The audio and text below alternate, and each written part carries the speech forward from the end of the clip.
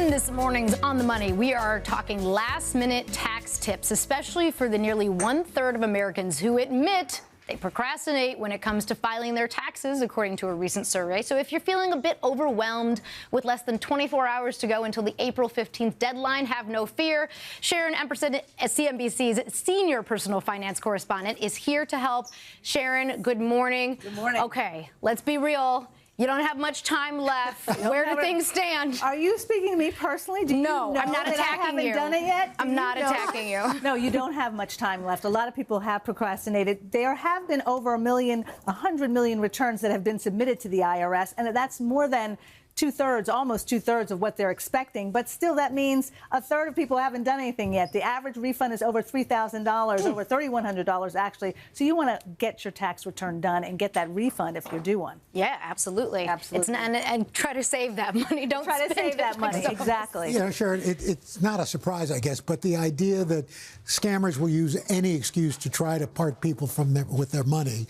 And this is the same time of year. This is the time of year. Americans lost over $9 billion in tax fraud and financial fraud last year. Wow. So you need to protect yourself. Start by going to the IRS website, making sure you have that identity protection PIN, that's 6 digits, that's going to make sure that that's your tax return. Nobody else can use your information.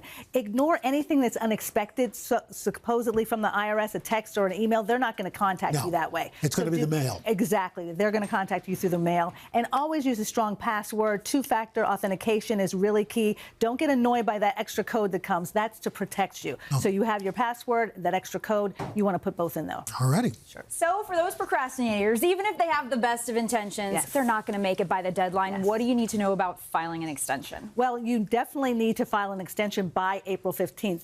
When you file for an extension, that's also an extension that you're for filing, but not to pay if you owe any money. If you file for an extension, you're going to have a new due date. It's going to be October 15th, which is great news for a lot of people. But if you owe, you want to go on the IRS website on irs.gov to direct pay and pay what you can, even if you can't pay the whole thing, and make sure to select extension, and then automatically it'll put in that form 4868 for you that you need to request an extension. And what if you're in a place that's been declared a disaster area? Do you have to actually go through the effort of filing an extension there? The good thing is if you're in a federally declared disaster area, the silver lining is you don't have to file for an extension. They already know. So if you're in certain states, you're going to have an extension until May 1st. Los Angeles County with the wildfires, they have till October 15th. And there are a few states that have until November 3rd. Those folks have already been through enough. At least they don't have to file for that extension. That's exactly right. One thing you say to be aware of, Sharon, is unclaimed refunds. Yes, because there's a 3-year window for filing a tax return. And so for 2021, if you haven't filed that year's tax return, you have to do that by April 15th. The good news is if you haven't filed and you maybe do a credit, you may get a nice refund. Okay. So if you were do a stimulus check, a recovery rebate credit, or a child tax credit, child dependent care credit, earned income tax credit, you could be due a refund. And the way you want to do, what you want to do is check your status to see whether or not you're due that, and you go to irs.gov to do it. But some people could get a nice little windfall. Yeah.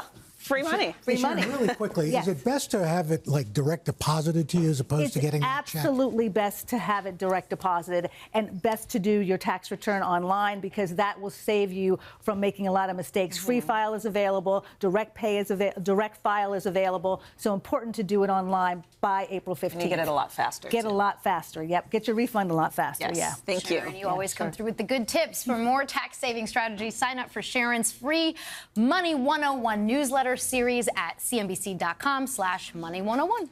Hey, thanks for watching. And don't forget, you can catch the Today Show every morning on NBC, or take Today when you're on the go. Just follow the Today podcast on Apple Podcasts, Spotify, or wherever you listen.